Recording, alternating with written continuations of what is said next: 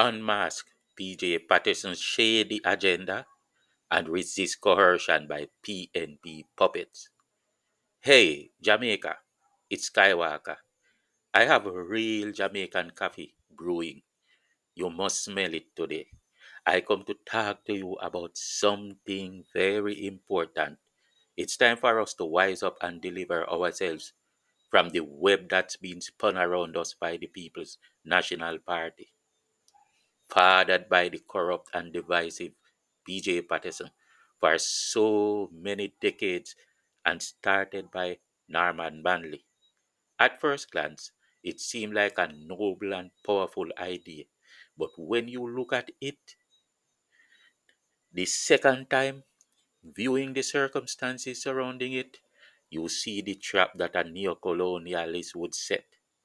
The Caribbean does well with unity, but a federation can easily come organically over time if the people naturally grow in that direction, not by conniving and usurping the sovereign will of God in the voice of the people. The people don't decided against it. Norman Manley was a strong advocate for the Federation of the West Indies, which was established in 1958. He said he believed in the idea of a united Caribbean and supported the movement towards federation.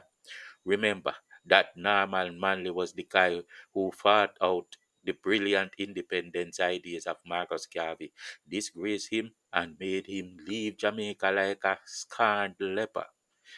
The Norman who claims he was working for the betterment of the people went and took a British constitution to serve for a black nation desperate to be free from Britain. And in this constitution were all the anti-black laws, some of which still apply today, and a part of what Marcus Garvey wanted to resist. When Sir Alexander Bustamante, leader of the opposition Jamaica Labour Party, declared that the JLP would take Jamaica out of the Federation, Norman Manley called for a referendum to let the people decide. The vote was against Jamaica's continued membership in the Federation, leading to Jamaica's withdrawal. Jamaica done decided. Jamaica's people saw the forced federation for what it was, right? And sometimes the people are smarter than the leader, right? And they decided against it with the voice of God. However, Percival James Patterson, who believes that the people's will belong to him and he is the voice of God, has been working tirelessly like a snake under the grass, trying to sabotage, coerce, and force the people against their will, against the voice of God, into something that they did not want. No one man must decide if, when, or how a group of nations will agree to become as one. Moreover, many nations in the Caribbean chose their own sovereignty. Besides, you must learn to dance a yard before you dance abroad, right? The concept of a United States is not the same as a Caribbean or West Indian Federation, coined by children of slave masters who recommended it to us, like they recommended a scornful and disdainful British constitution that caused teachers to run the children out of school because they look like black people with black people here.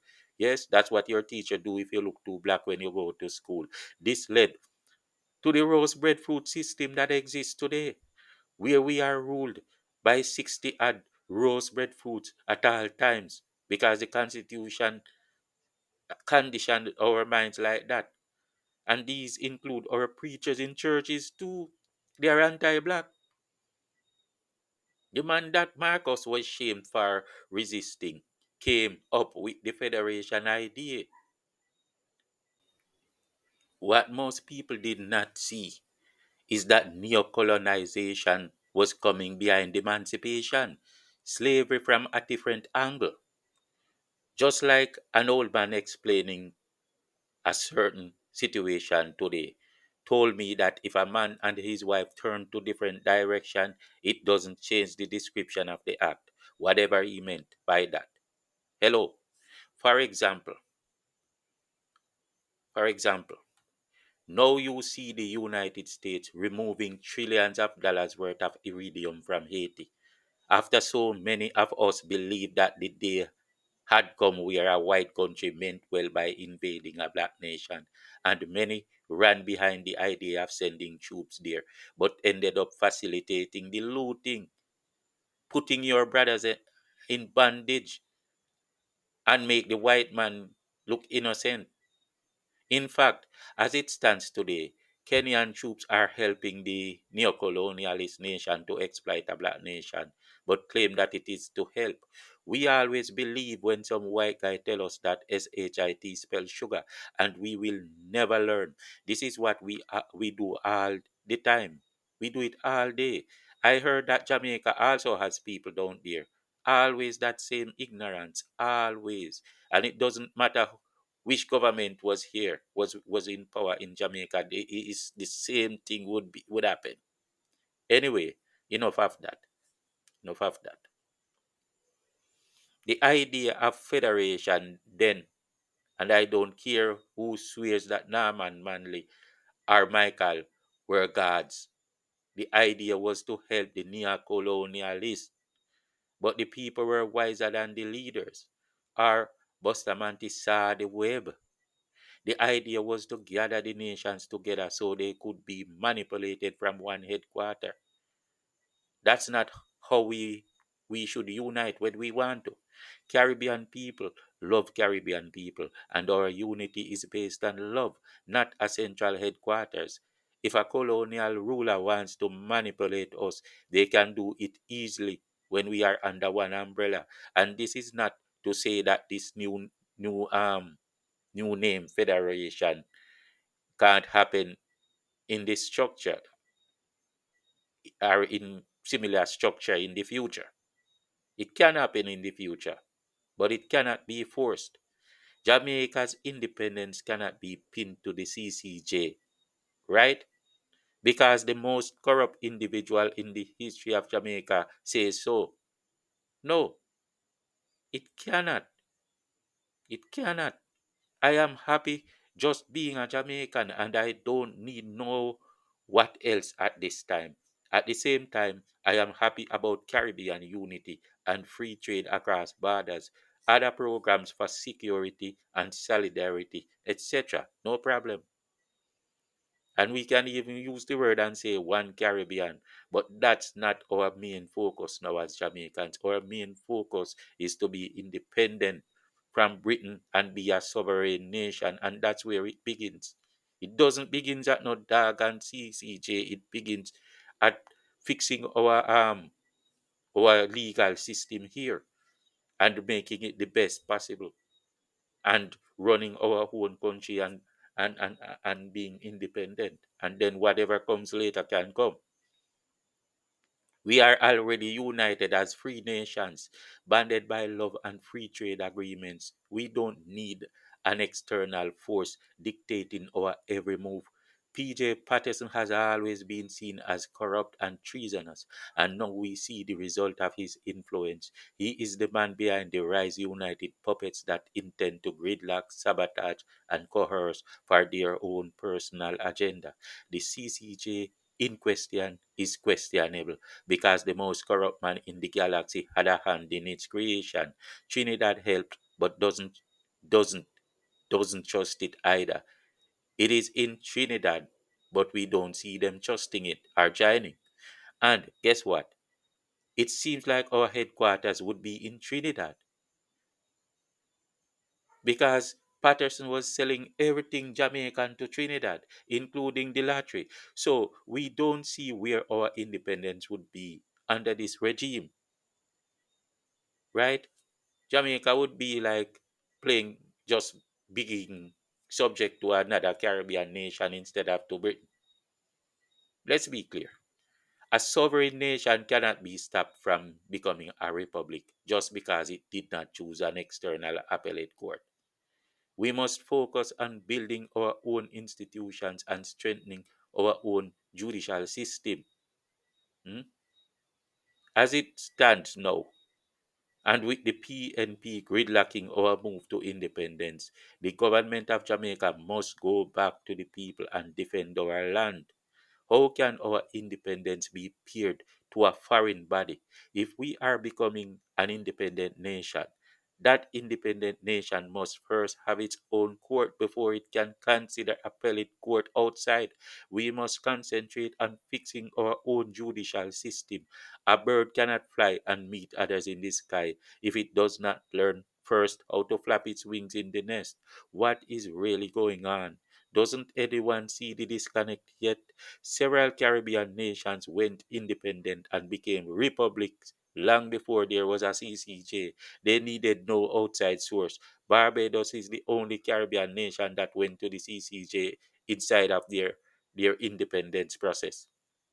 Some of the nations that went before the CCJ was established have now joined, right? A lot of nations went republic before the CCJ was established, and some have now joined, right? Like I know Guyana joined, but many still, including Jamaica and Trinidad, which are influential nations, has not joined. No, and the joke is that Trinidad is where it's at, and have not joined. Maybe they saw what PJ was doing in Jamaica.